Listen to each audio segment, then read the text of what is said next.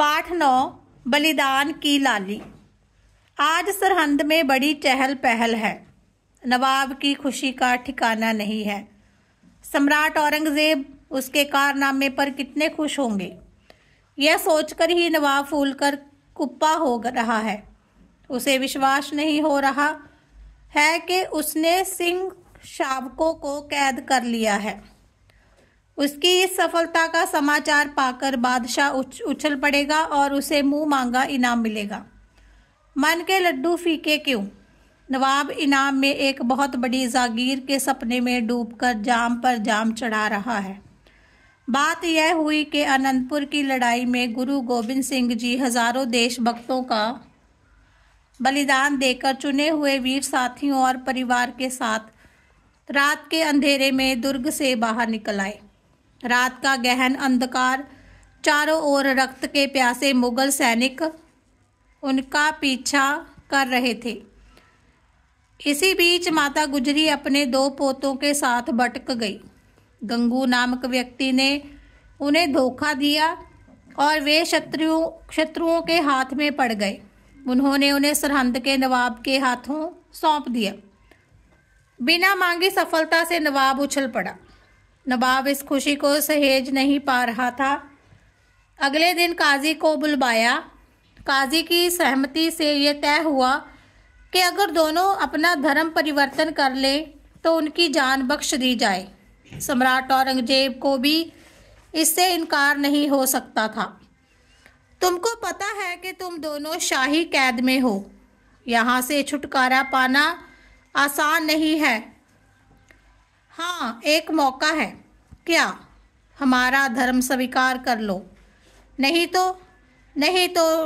तो सजाए मौत, जिंदा दीवार में चिनवा दिए जाओगे।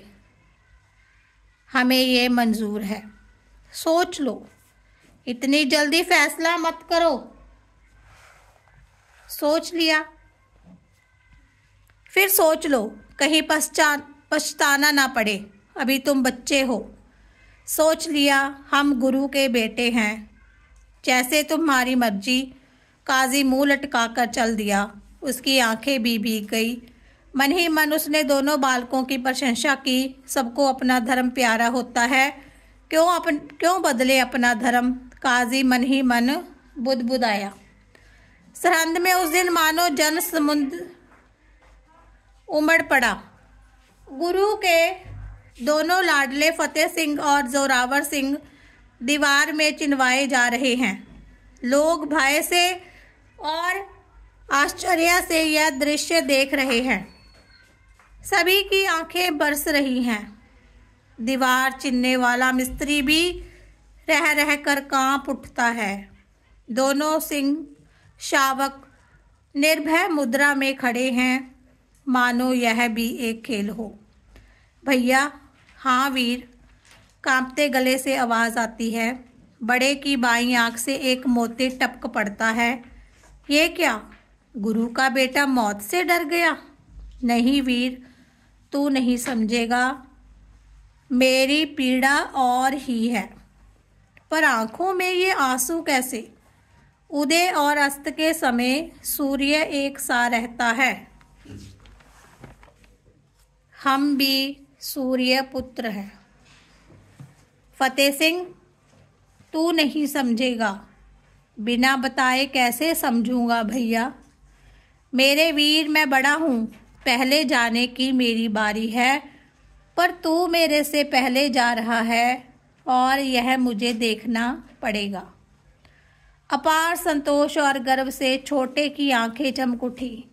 बात जनसमूह तक पहुंची तो लोग हाहाकार कर उठे। दीवार छोटे के गले तक आ गई। बड़े ने कहा, जा रहे हो वीर? उसकी आंखों से मोती की तरह आंसू टपकने लगे। हाँ भैया, आशीष दो, वाहिगुरु, फिर मिलेंगे। छोटे की आंखों में गर्व की चमक थी और मुंह पर बलिदान की लाली।